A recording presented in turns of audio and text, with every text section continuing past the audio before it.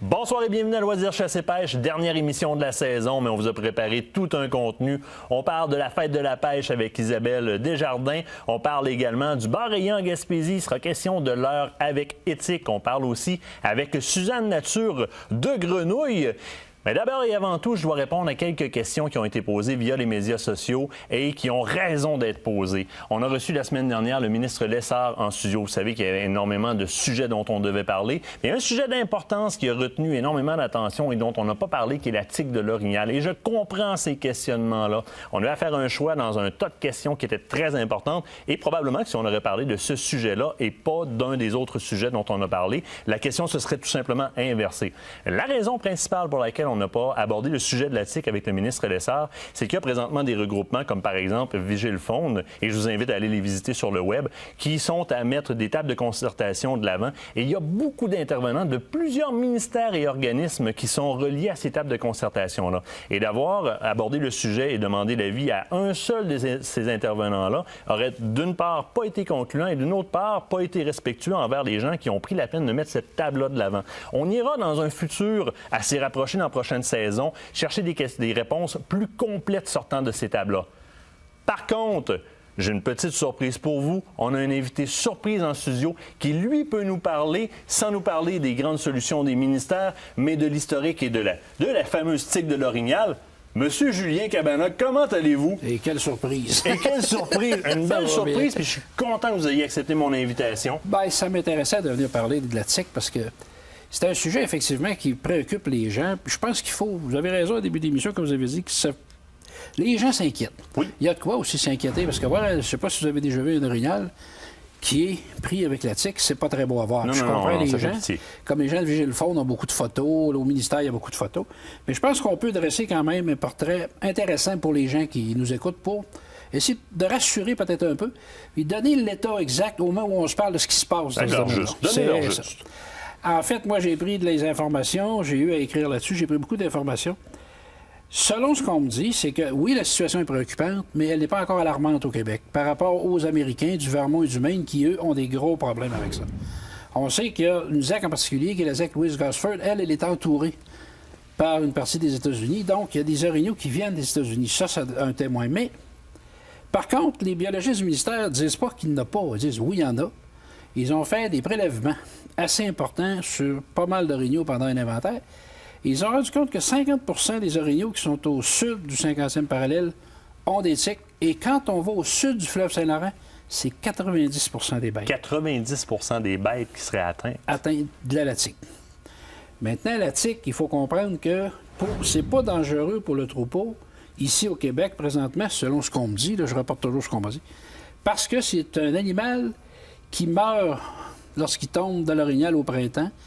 Lorsqu'il reste encore de la neige, c'est assez fort pour qu'il meure. Alors, le plus grand allié de l'orignal, présentement, c'est le printemps froid, le printemps un peu tardif. Le printemps, oui. Comme celui qu'on vient de connaître, là. Exactement, qui est champion allongé. de l'orignal, parce que les tiques tombent une fois qu'elles ont bien vécu, entre guillemets, pendant l'hiver sur le dos des bêtes. Elles tombent au printemps, pondent leurs œufs. Normalement, la tique meurt et les œufs meurent aussi. Si on est dans un printemps froid comme on le connaît présentement.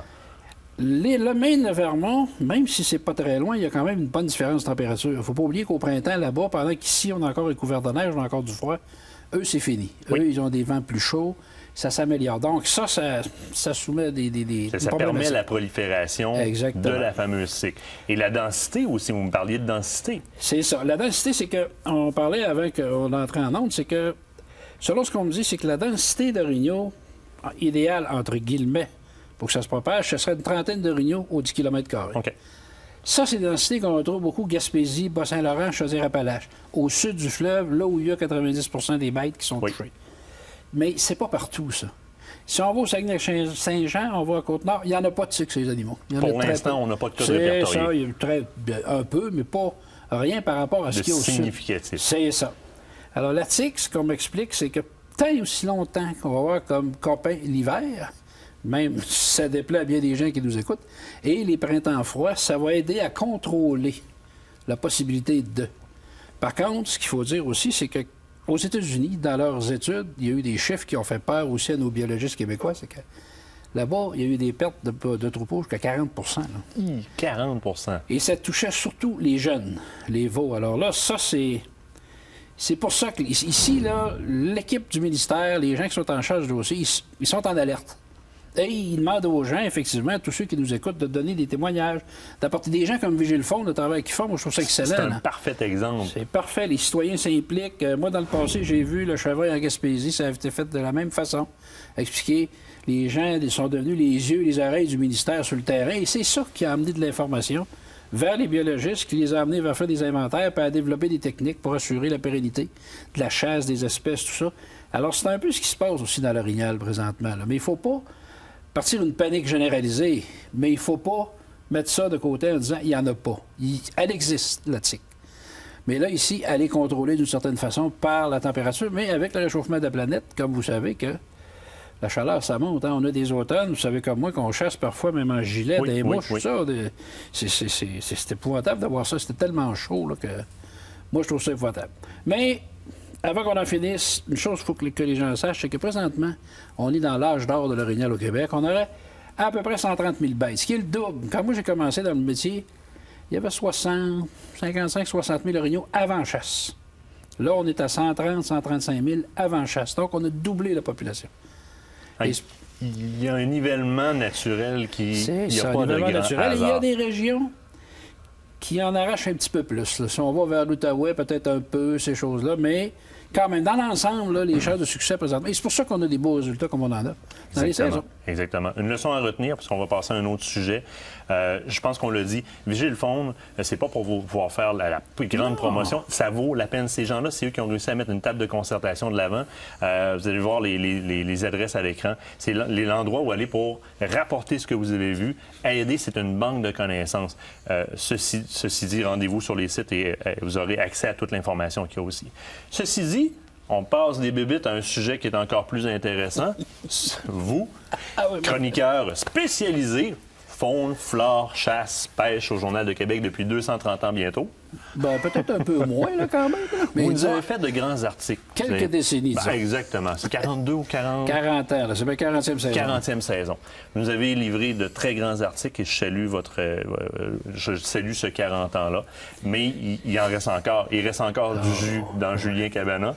Mais moi, je veux savoir un peu votre planning rapide de la saison. Il nous reste à peine une minute quelques. Ben, en fait, c'est que moi, j'essaie toujours d'aller chercher pour les gens des régions, des thèmes au niveau des poissons pêchés, des régions précises. Alors, il y a des tournées qui sont organisées. J'en ai une à Mauricie, j'en ai une sur la Côte-Nord. Je change à chaque année pour donner plus de renseignements possible. Parce que mon rôle, je l'ai toujours considéré comme ça. Je suis comme une courroie d'engrenage, moi, en fait. Je vais accueillir l'information, je la transmets au lecteur. Je suis pas là pour me vanter, moi, d'avoir pris des poissons comme ça ou des choses. Non, je suis là pour informer les gens. Dire aux gens, si vous allez là, vous allez avoir ça, ça et ça. Et vos prises, vos chances de faire des belles prises, c'est ça, avec autant que possible quelques heures qu'on suggère. Mais encore une fois, ce qui est garantissable, il ne faut pas oublier, c'est le logement, la nourriture quand il y en a, les bateaux, les moteurs, des choses comme ça. Mais le gibier et le poisson, c'est un cadeau de la nature. Exactement. Il faut être chanceux. Il faut le gagner parfois, il faut travailler fort souvent. Il nous reste 30 secondes. On peut vous suivre facilement dans le Journal de Québec, évidemment, sur le web. Aussi, le web, le site du Journal de Québec, le site du Journal de Montréal, parce que mes articles sont diffusés aussi là-bas.